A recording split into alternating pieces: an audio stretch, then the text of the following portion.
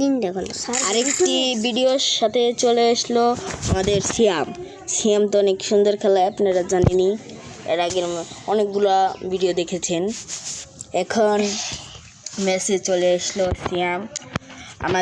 আজকে আমাদের একটি প্রধান অতিথি রাতুল এখন আমার 3 রাউন্ড পরে কমেন্ট্রি করবেন। আপনারা ওই কমেন্ট্রি যদি হেসে ফেলেন তাহলে আপনাদের কমেন্ট করে জানাতে হবে আপনাদের কেমন লাগলো।